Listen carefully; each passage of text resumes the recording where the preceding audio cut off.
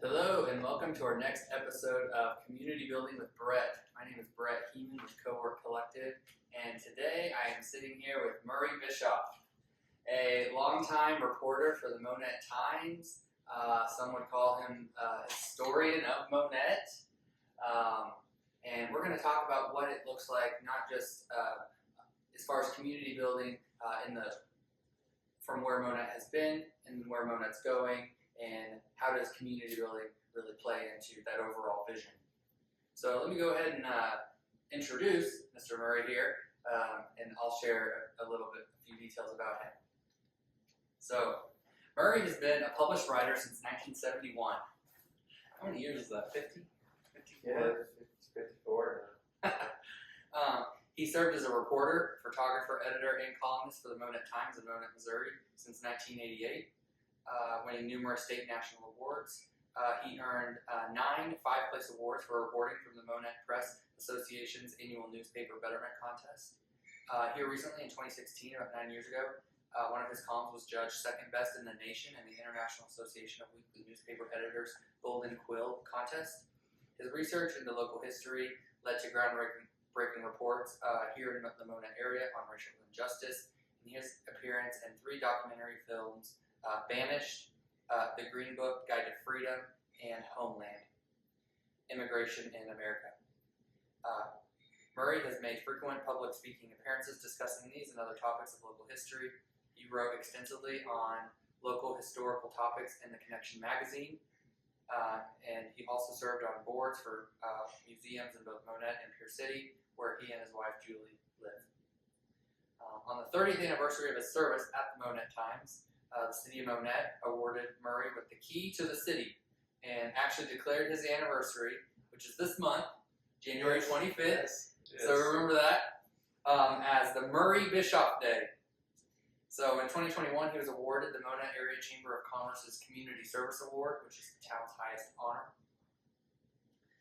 And for 21 consecutive years, Murray produced comprehensive reports on the Joplin International Ragtime Festival.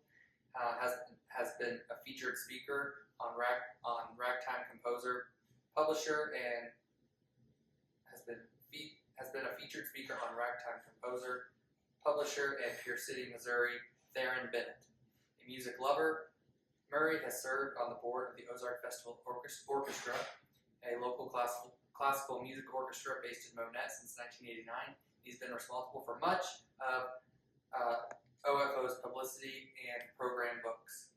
He served as the board president for the OFO for many years. He also helped promote the arts extensively here in the Monett area, including performing in concerts and plays, and has assembled a comprehensive personal library of musical recordings. Thank you, Murray, for sitting down with me. That's basically what we do here at Cowork. Is we talk about the essence of co-working is community building, and we do a lot of community building and as an entrepreneur support organization, we want to help people find success. We want to help create more entrepreneurs, create more opportunity for people to pursue their dreams, and how can we help lower the barriers to get them to do that. And a lot of times that takes connections and support and resources to do that. But not only do we want entrepreneurs in our space to find success, but we want the whole community to find success and to succeed. And we see that a huge piece of that is community building. How do we build up our community, both from an infrastructure standpoint, construction standpoint, but just morale and helping people feel really good and optimistic about where they're at and then also where they're going. And I've tried to use my bully pulpit in the paper as the columnist to address community betterment issues for many years, identifying not only problems, but how do we fix it? That's something that a lot of columnists don't want to. They want to have something to complain about, but they don't really work it, how to fix it. Sure. I have come up with some nutty ideas, like if your neighbor has a really bad rundown flash mob with a bunch of paint some Saturday morning could make things look a whole lot better. But by and large, it's recognizing the things that pull us apart and try to get past that. Sure, absolutely. So let's start with kind of the elephant in the room. Used to work at the Monett Times. How many years? Well, it means that the Monett Times is no longer. Yes. So I worked at it for 36 years. Okay. And now as I've been saying, when the Times was sold, like an old ball player, I went with the team. So now I'm the last reporter for the area, but I try to keep the territory knitted together by contributing stories to the Lawrence County Record about the Lawrence County and essentially the Monett city limits, and I'm contributing stories about Purdy to the Cassville Democrat. Sure. But as far as it relates to community building, how was the closure of the Monett Times?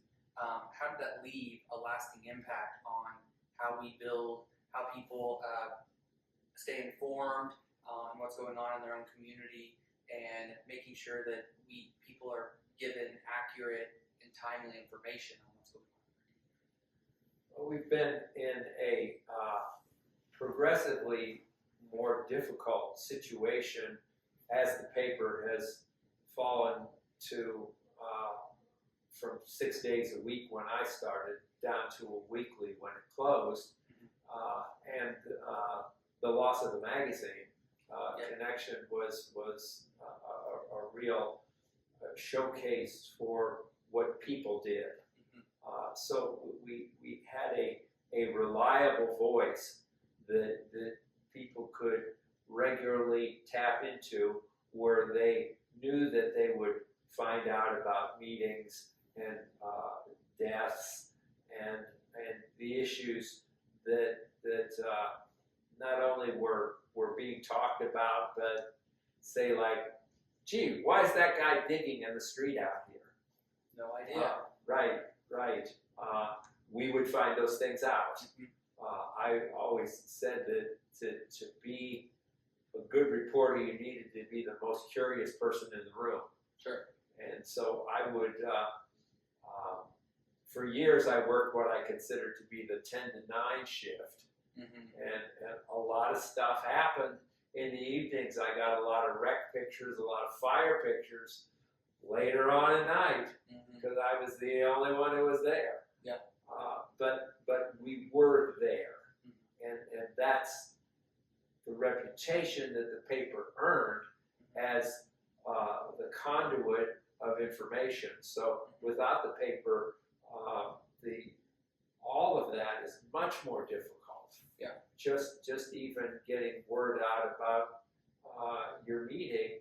If you're relying on the extremely unreliable algorithm of Facebook to tell you what is going on, you may find out about something 3 days after it happened. Yep. Yeah. And that's quite unfortunate and does nothing towards knitting the community together. Yes. So and it doesn't tell you the pressing issues about what's going on with our local city government, making sure that that's being reported, and with regular updates. So that conduit for effective communication really left the city as well. So now that's one less news source that would be reliable for the local government to disseminate their information. And we try with the local papers to continue providing that information. Unfortunately, because we're working in a weekly format, many times that information, although I file it in a very timely manner, doesn't hit print for a week or two. Sure. And thus, it becomes more problematic insofar as sharing the information. Not that I haven't done my job, but that perhaps there are ways that some information could get on social media that would help some of that. Mhm. But again, those are editorial decisions that are out of my hands at this point. Sure. Sure. My efforts continue at trying to gather that information, consolidate it, verify it, and get it to an outlet so that it can be disseminated. Sure. Absolutely.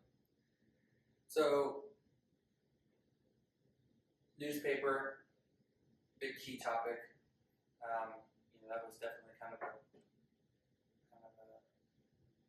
a loss for Monett. The Big head of loss. the Monett And Times. they're still feeling it. There's, every week when I'm out and about, people are telling me that I don't know how to tell people about my function, my event, Mhm. and it wasn't just right here in town, but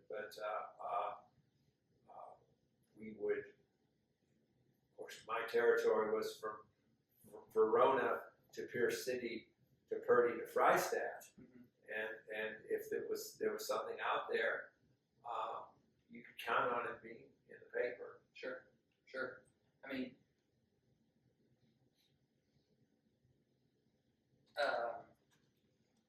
do you think that with it being, or Facebook groups, that's what I was going to say, like community chat rooms, I think that maybe perhaps has tried to be used as a replacement, but what we really see with social media and even these Facebook groups is that they just become gossip centers, and there's no real source of truth in them, just because there's not a level of professional reporting that goes into the posts and the submissions in these community groups. What do you think what's the next step? How can Monett feel a more sense of togetherness and find real accurate information without having a local newspaper? It's pretty hard. I will give credit to Mike Gervais for his work at the Monett City Hall for getting a lot more information out about what the city government is doing, videotaping city council meetings, getting extensive documentation because the city has invested in a new software program that enables them to post 150-page documents for their council meetings so that you could make the effort if you want to know beyond the government level. Of course, we would find ways to condense those 150 pages into a 2-minute read in newspaper articles. So there are certain issues that it's hard to get around. The school district is good about posting pictures of kids. That's wonderful. That's something that we always did.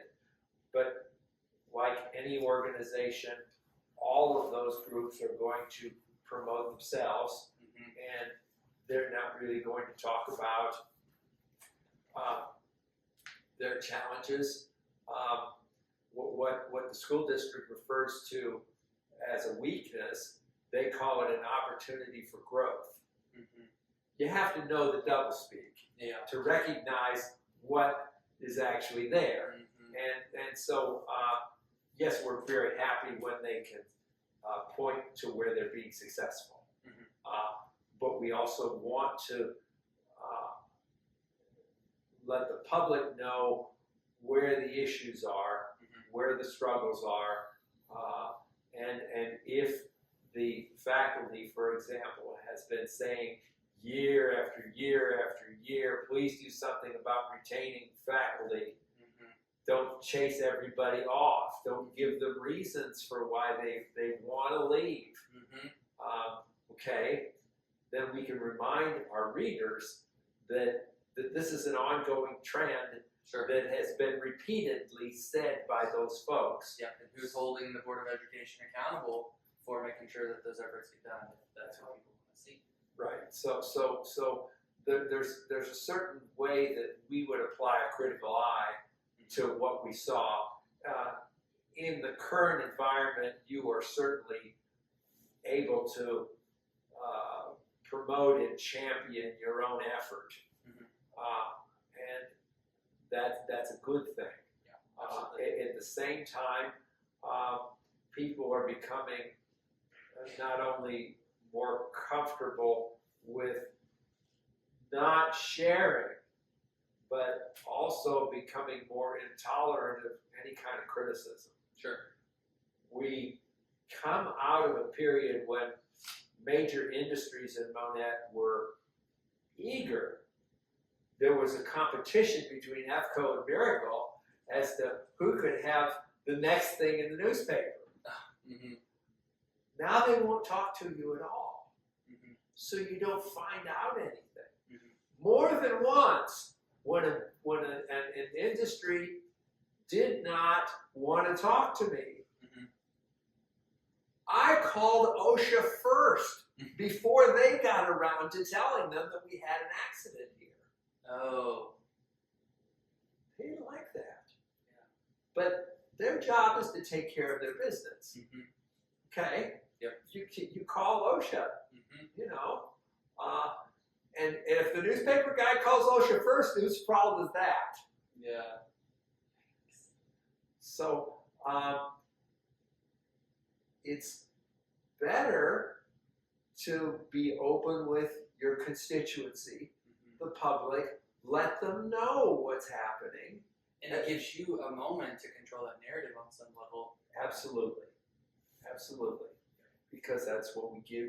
It's more forthcoming. Yeah. So you're going to be better perceived from the public.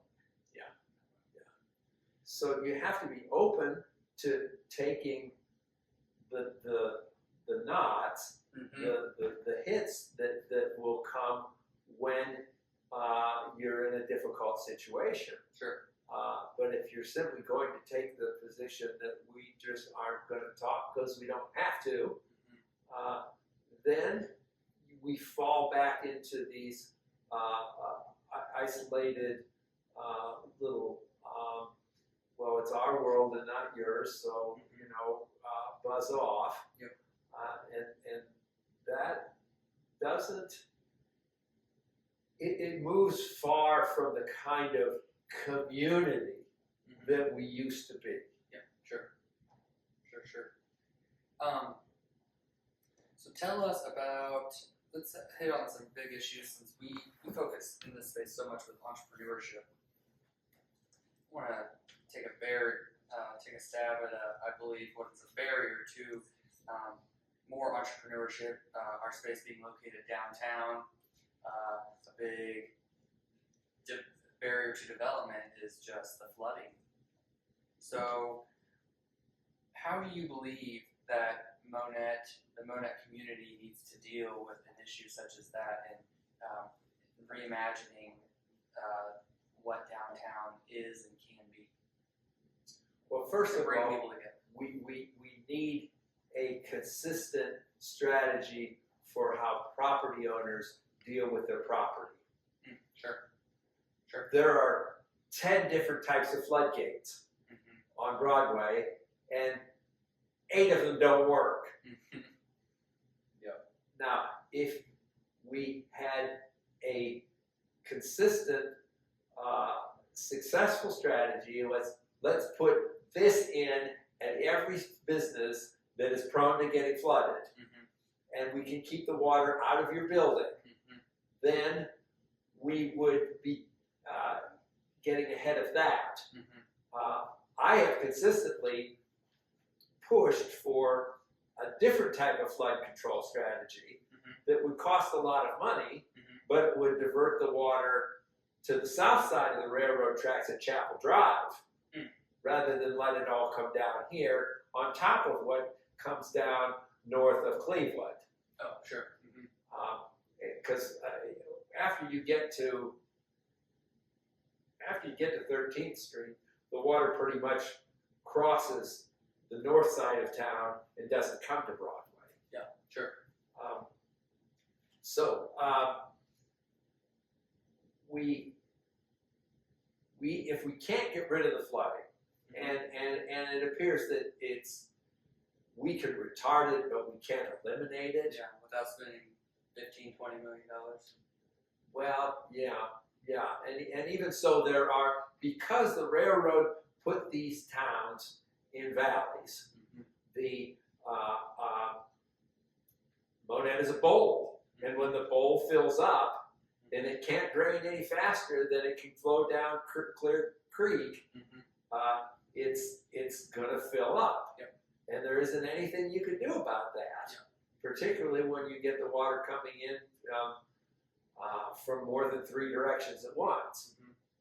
So it's more of a matter of how do you live with it. Now, at one point, I suggested turning Kelly Creek into a go-kart track, which there are towns that have made their canals into recreation sources, and that can be a good thing. Sure. The go-kart track was probably a little more a whimsical notion.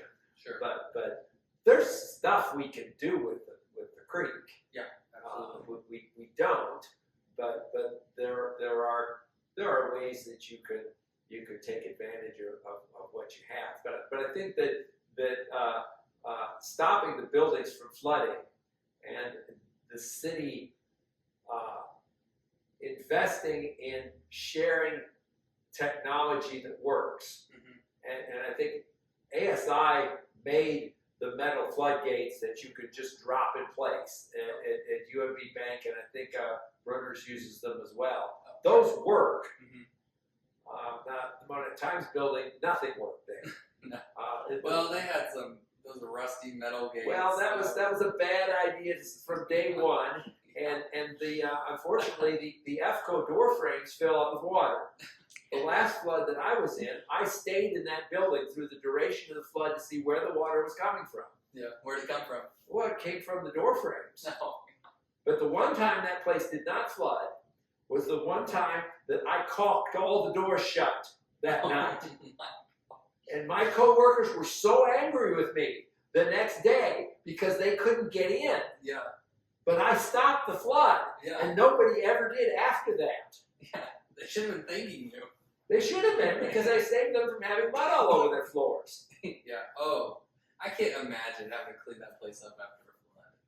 Well, the one time we had 5 inches of water in the newsroom and our volumes got wet, I was still in there an hour and a half before anybody else showed up. Oh my gosh. And I had a lot of that water pushed out the front door before I had anybody helping me. Sure. And Now, there was a solution to this back, 30 years ago, and this dates back to a city council that made some decisions that, fast forward 30 years now, it has been kind of a stain on this community. We're supposed to have a recreational lake. Well, there were ideas about that, but the idea to put up the 5 dams, Mr. Robertson said, let downtown pay for it. Let the merchants pay for the flood control because they're the only ones that are going to benefit from it. And because of the dynamic, there were 2 for buying the property and 1 against. They allowed the lack of human unanimity to stop them from going forward with the $1 million purchase of the farm, which still remains an option, but it's not for sale at this point. Certainly not for $1 million either. No. So it wasn't it wasn't just him, but that notion that it's not my problem, it's their problem, is one that all towns wrestle with. And in this case, at that moment, there wasn't enough cohesion towards one solution to leverage a different outcome. And I would say, if that is the thinking as a property owner, then everyone should be responsible for their own water. why is water coming from Kelly Creek? What is that on the west side of town? East. East side of town coming through, and it's inhibiting your property. That clearly other people aren't maintaining their water on their sites. So that's why the water collects down here. So yeah, I would disagree that it is a downtown issue, which I think we would all disagree. That it's just a downtown issue. It's an everyone issue. Yeah. Tell the people who live on Eisenhower when the water's coming there around Ellie that they don't have an issue. Yeah. So I mean, how do we get on the same page as far as how we keep water out of the buildings? Have consistency there. What else? Well, if we're just talking about flooding, there are a couple ideas that I have been pushing with the emergency management people about diverting the water underneath the railroad tracks at Chapel Drive to push it towards Marshall Hill, around the base of Marshall Hill, which would call for basically building another channel, and that would help. But ultimately, if we are to say that the best thing to keep downtown dry is to at least protect the businesses, then a joint effort that the city government would have to engage in to get the property owners all on the same page and design and promote and buy into getting floodgates on all the businesses that are prone to flooding. Then we could mitigate a great deal of the problems that come when the water is going to rise. Sure. There is perhaps some re-engineering of the creek that could contribute to that. Broadway backfills. And if there was a way to keep the water from the creek filling up the storm drains and bubbling out on Broadway long before it comes up over the edge of the banks, then we could perhaps have some way around that. But there's no magic wand to push. I think that the floodgate issue would certainly make downtown easier to recover once you get the mud off the street. Sure. But that's going to take mutual agreement to do that, and then put the money and the engineering effort and the group agreement into getting that done. Sure. Absolutely. So when we were talking offline, we talked about how do we bring people together, and you wrote a book about a town similar to Monett, and Be my third novel called Epic. Oh, I thought it was the other one, the Magnet. That's the name of the town. The Oh, name of the book. Epic. The Okay, name of the book is Epic. gotcha. As the Chamber of Commerce hires a documentarian to make a film about why is this town epic. Oh, gotcha. And so his job is to unravel what is this place. And that's what I do in this book about a town that has all of the attributes and the history that Monett has. Yeah. So in that book, in the town of Magnet, you're dealing with a lot of cultural diversity, socioeconomic diversity, language diversity, languages spoken. how do we? Sometimes that can fragment, factions of people off from one another. So how do we create community by bringing those different factions of people and just create a culture of inclusiveness? Part of it is to make each other not seem so strange. Sure. I must admit that even in my efforts to pull this book together, I think I came to a much better understanding of what it's like to stand on the edges of this. Mm-hmm. When we would do connection pieces, we would take pictures at events. And I would say when I went to the multicultural festival that we had in South Park, Sure. one of the things we did in connection was get pictures of individuals, usually not individuals, but families, couples, twosomes, threesomes, that we would put in a spread of pictures of people who were at this event. Mm-hmm.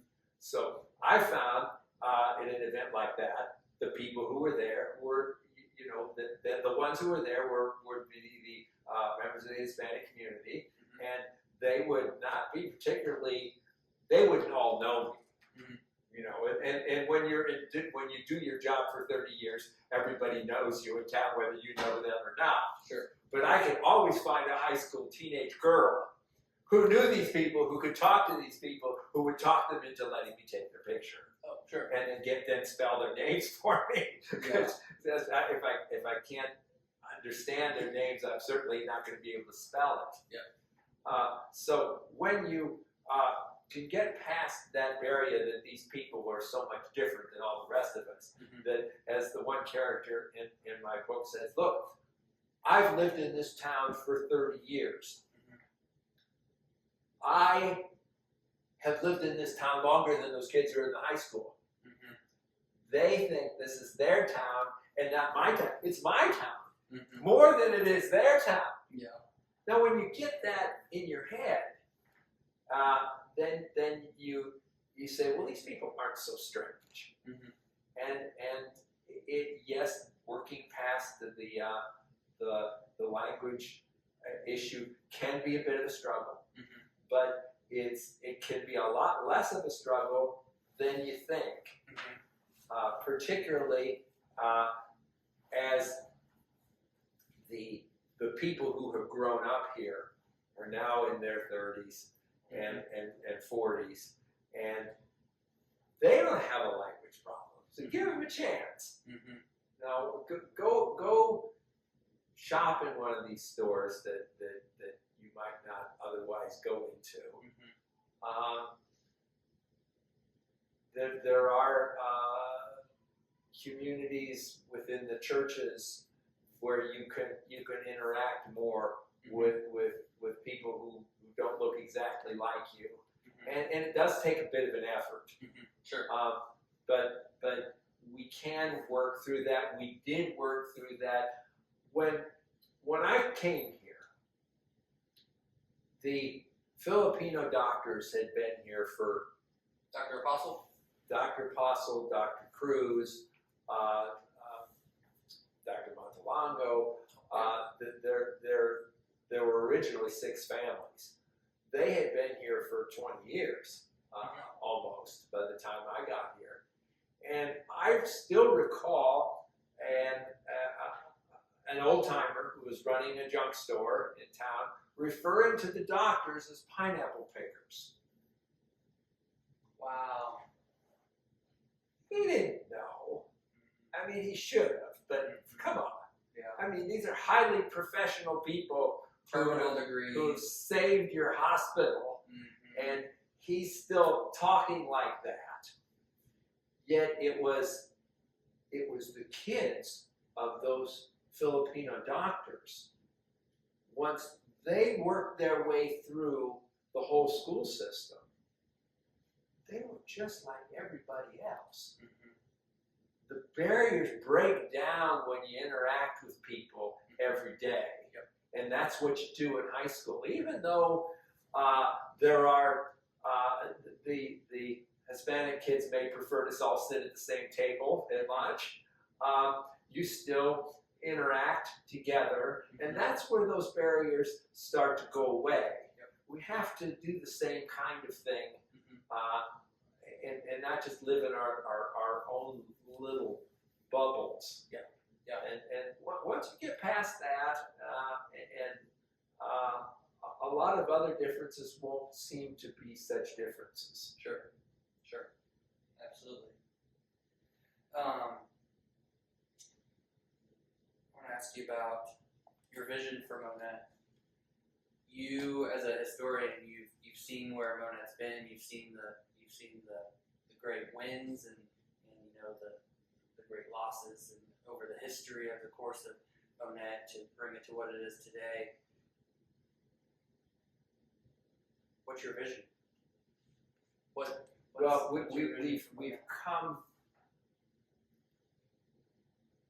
we've come a long way already, just in having a multiracial community. Sure. We went 100 years without a multiracial community, and a lot of those barriers, historically, there was an effort to find the other, and somebody we can point fingers at. For decades, it was the religious sector. Blame everything on the Catholics. Blame everything on the Mormons. Which that still happens. That still happens, but we've gotten to where we're not nearly as fragmented as we were back when one religious group went to one bank and the one went to the other. We've come a long way. Sure, absolutely. So at this point, I think our struggles are somewhat economic, and insofar as that, it comes down to what will be our downtown. Can we maintain the degree of employment that we've wanted? Because the big factories are not the ones that are moving around anymore. When the MIDC started in the 50s, you could entice an FCO to come out of St. Louis to come here. The people who study this on a regular basis tell you, grow your home businesses, and that's where your future employment is going to come from. So we have to provide the opportunities, provide the space where we can, and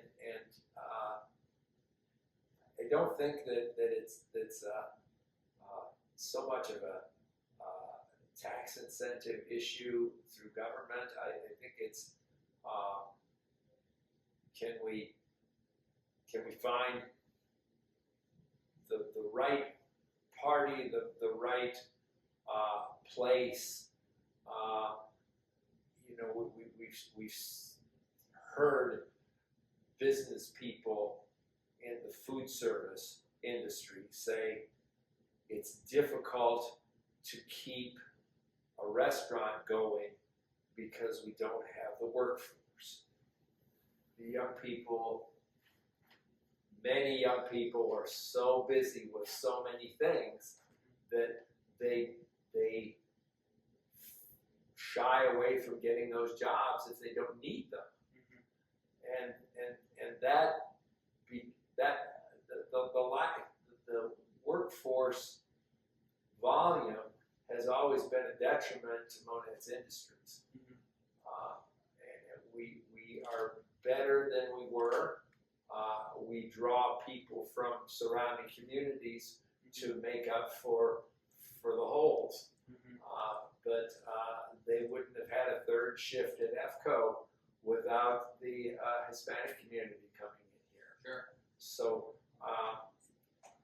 we need to provide the opportunity? Do we need to promote the opportunity? I don't know what the MIDC is doing now. I seldom hear about them working as a marketing tool. Historically, the chamber didn't do that. Correct. Because the heavy hitters were in the MIDC, the Dayton Mackeys, the Mike Garretts. Sure. They were engaged in talking to people. When somebody would call looking for something, you could send them to Dayton Mackey, and you knew exactly everything that could be done would be done. We don't have Dayton anymore. Yeah. So who's doing that? Yeah. I think that I wrote a column about somebody needs to know who owns every potential commercial piece of property in town, and to be able to say this is available, and to be working to promote utilizing those properties. That may be less important in Monett than it is in our surrounding communities, where there's nobody who's doing that. You can't find a person in Pierce City who knows where who owns every piece of property over there that could be available for sale, Sure. and then who is actively working to market that. That's the key. Yep. Is you have to have all those pieces together, and you have to have a mechanism that's rolling. And if I don't see it, I wonder if it's there. It may be there to a degree, but there's this level of visibility that those organizations in the past had through the newspaper. That maybe they're doing in other ways, but if the newspaper doesn't know about it, how much work is really being done? It's putting the pieces of the puzzle together and having someone there who's going to push the process along. But we've got to motivate people, but they've got to be informed before they can be motivated. But they got to know the information. So it sounds like it starts with communication. Get the word out, and then engage the correct stakeholders. How do we keep Monett on the upward trajectory that it's on? Well, we have to make Monett attractive. We have to provide Make the downtown attractive. Make the downtown attractive. One of the things that I have been pushing,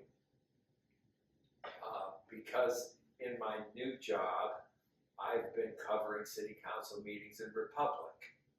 Sure. So if the builders are building in Republic, we need to be looking at who are we competing against, and what are they doing that we're not doing. Republic has multi-layered zoning, where you can have both commercial and residential in the same area. I love that. I love that. I think that's a key. Yes. So look at what your competition is doing, and take notes. They are also, the city is building infrastructure in subdivisions. They get reimbursed later, but they put in the water. They don't put in electric because they don't have electric people. Monett does.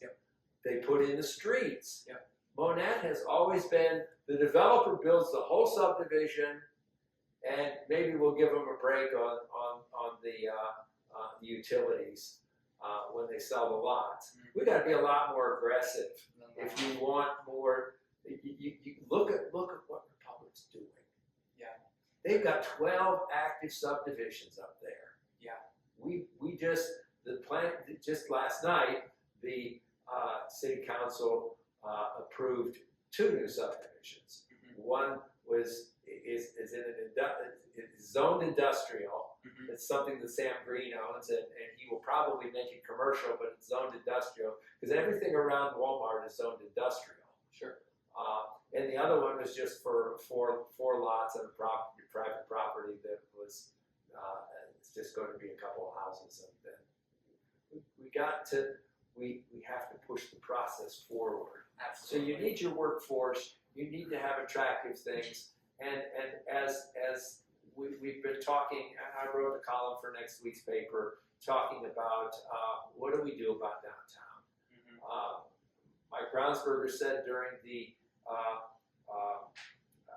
candidate forum for the mayoral race that we need to quit putting effort into trying to make Monett's downtown look like it did in the 90s and the 80s and the 70s, that frankly the business hub, the retail core of Monett is not coming back downtown.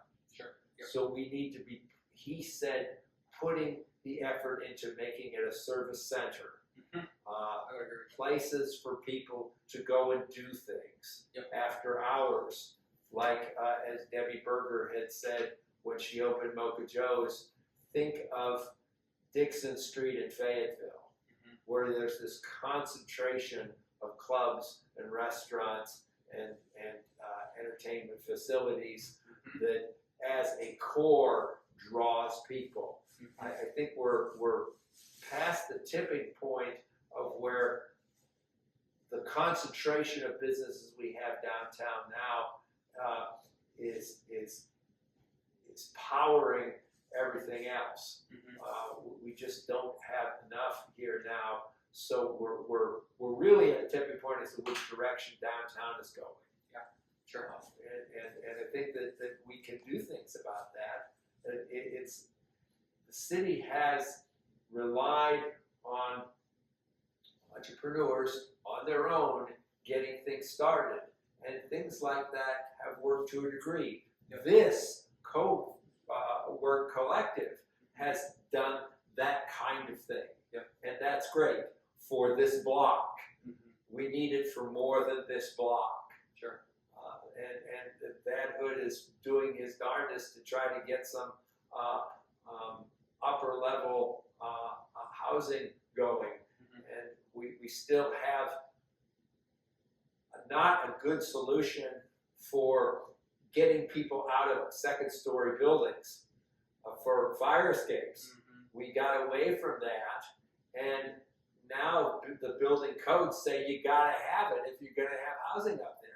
After we see what happened in Southern California, we need to recognize that, but we need to come up with better solutions for how to do that. Those old 1920s foldable staircases at the backs of buildings worked, but we could probably do better. Yeah.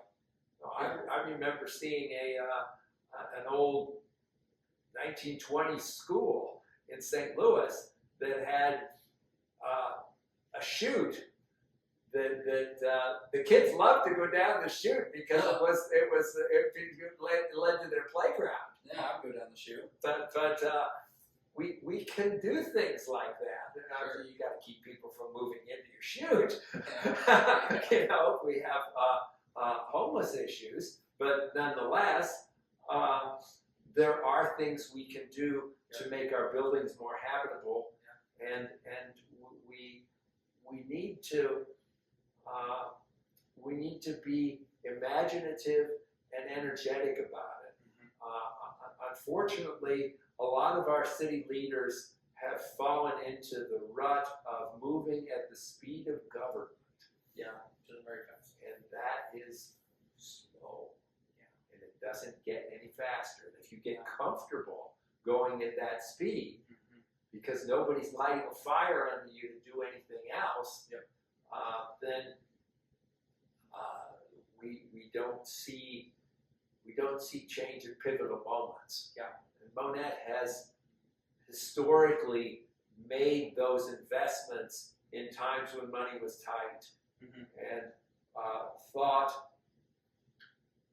around hard times, but moved forward when it didn't seem like this was a really good time to do it. Mm-hmm. That's the kind of bold thinking that we need to get back to. Sure. Yeah, we do need some bold change, some bold decisions to be made to keep us moving forward. Yeah. I think the Republic example is very relevant. You know, and Republic, they've got a huge boom, and the city administrator they had, Dean Thompson, he was the boom for responsible for Republic now. You know, all that infrastructure happened 20 years ago. It's just they've just been sitting there like a time bomb, but they had the foresight to see through to the future, like what they wanted. They had a collective vision, and sounds like that Monett could get there. That could. Yeah.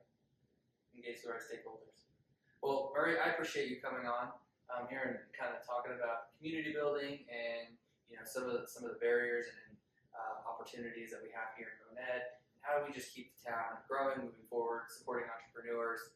Of course, that's what our space is here to do. Believe in the newspaper. Believe in the newspaper. newspaper believe in is communication. still there. Yep, absolutely. Thank you all for tuning in with Murray here. Stay tuned for our next episode. And yeah, thank you again, Murray. I appreciate it.